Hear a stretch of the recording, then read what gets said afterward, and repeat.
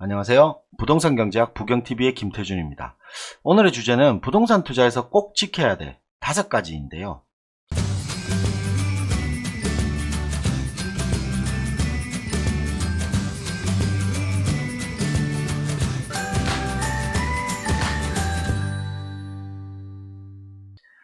부동산에서 가장 고민되는 것은 하락하지 않을까, 이런 걱정이 가장 많을 것 같습니다. 이런 하락에 대한 고민을 항상 하는 이유는 많은 경제 상황 그리고 많은 규제들 때문에 어떤 변화가 일어나서 어떤 현상이 발생할까 라는 게 가장 걱정거리일 겁니다. 하지만 오늘 방송에서 말씀드리는 이 5가지를 잘 이해하고 접근하신다고 하면 10년이 아닌 더 긴 시간 동안도 걱정 없이 부동산에 접근하는 방법이 아닐까 생각이 듭니다. 자, 그럼 이 5가지 중 첫 번째로 볼 내용은 임대상품을 공략하자입니다. 현재 우리는 저금리 시대에 있죠.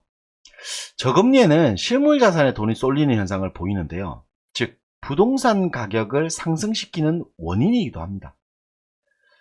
지난 7월 말에 미연방 기준금리를 인하했습니다. 하지만 2달이 지난 지금 재차 0.25% 추가 인하했는데요. 이런 현상은 앞으로도 계속 유지될 가능성이 높다, 이렇게 볼 수 있는데, 이런 상황에서 현금을 보유하기보다는 실물자산, 특히 불로소득이 가능한 상품에 집중될 가능성이 높은데요. 또한 우리가 앞으로 고령화 사회를 닥치면서 사회활동을 할 수 없게 되면 임대상품으로 집중하게 됩니다.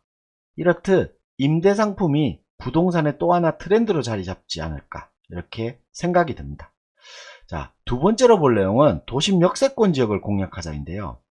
앞으로 부동산 트렌드의 주거 환경이 직주 근접으로 바뀌고 있죠.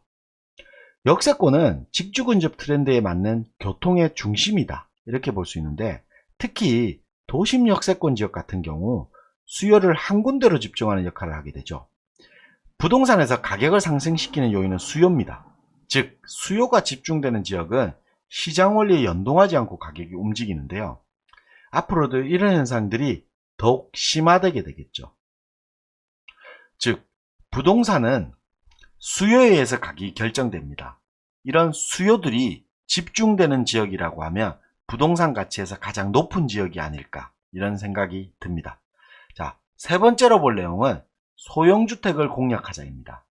현재 우리나라는 1, 2인 가구 증가가 눈에 보이고 있을 정도죠. 통계청 자료에 의하면 2035년이면 우리나라 전체 가구 수에서 1, 2인 가구가 차지하는 비율이 60%에 육박한다고 합니다. 하지만 이런 소형주택 공급은 계속해서 부족하게 되는 현상을 보이죠. 예를 들어서 강남 지역에 위치한 아파트에 소형주택, 원룸 또는 투룸 기준의 소형주택은 1300가구에 불과합니다. 하지만 소형주택 인구는 계속해서 늘어나고 있죠. 재건축이나 재개발을 통한 소형주택도 중대 형태로 이루어지다 보니 1, 2인 가구에 적합한 주택은 계속해서 줄어들고 있는 실정입니다. 현재 흐름, 부동산의 흐름과 반대로 흘러가고 있다고 할 수 있죠. 그렇다고 하면 앞으로 소형주택의 희소성은 더욱 높아지게 됩니다. 자, 그럼 네 번째로 볼 내용은 투자의 다변화인데요. 우리나라 주거를 이루는 부동산은 전체 부동산의 80%가 아파트입니다.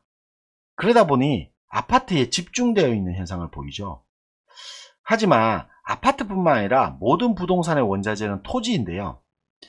그렇다면 불변성, 희소성, 영속성을 가진 토지는 시장 원리에 통용되지 않는 겁니다. 즉, 희소 가치가 높다는 거겠죠. 골동품이나 미술품 등 같은 이런 원리와 같습니다. 예를 들어서 미술품 같은 경우는 작가가 사망하게 되면 그 미술품의 가치는 천정부지로 올라갑니다. 그것이 바로 희소성인데요. 토지도 마찬가지죠. 부동산의 희소 가치는 원자재인 토지의 희소 가치에서 비롯된다, 이렇게 볼 수 있습니다. 그렇기 때문에 부동산의 원자재, 즉 토지의 희소성이 앞으로는 관심의 대상이 되지 않을까, 이렇게 생각이 듭니다. 자, 마지막으로 볼 5번째 내용은 내재 가치가 우수한 부동산에 집중하자인데요. 부동산 가치는 결국 내재 가치에서 결정되죠. 내재 가치는 입지, 희소성, 미래성, 수익성을 내포하고 있다 말씀드릴 수 있는데요. 즉 실수요가 탄탄한 것이 내재 가치가 높은 것이다. 이렇게 내재 가치가 우수해서 가격이 상승하였지만 이것은 버블이라고 말하는 사람도 있습니다. 하지만 버블이 아닙니다. 우리가 생각하는 버블세블이라는 것도 내재 가치 측면으로 보면 버블이 아니라는 거죠. 실수요가 탄탄한 곳이기 때문에 버블이 없고 내재 가치가 상승해서 가격이 상승한 것이다. 이렇게 볼 수 있습니다. 자, 그렇다고 하면 부동산에서 내재 가치를 근거해서 유망 상품도 발굴해낼 수 있겠죠. 그리고 유망 입지도 발굴할 수 있습니다.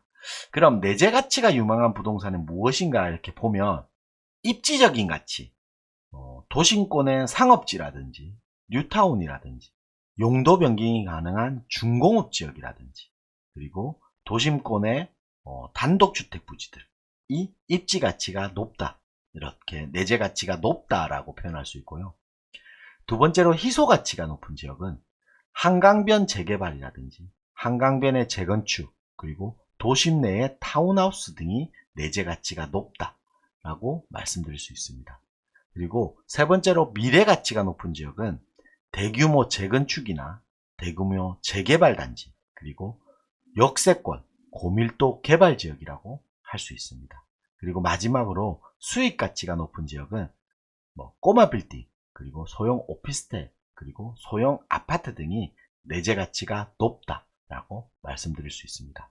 이렇게 내재 가치의 우수성이 생기는 지역으로 접근한다고 하면 부동산에서 고민 없이 이렇게 접근하는 방법이 아닐까 이런 생각을 해봅니다. 자, 오늘 말씀드린 5가지, 첫 번째 임대상품, 두 번째 도심 역세권 지역, 세 번째 소형 주택, 네 번째 투자의 다변화, 다섯 번째 내재 가치가 우수한 부동산.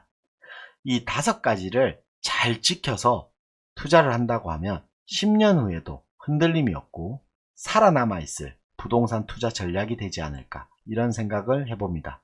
자, 오늘 영상 시청하시고 구독하기와 좋아요 꼭 눌러주는 거 잊지 말아주세요. 자, 감사합니다.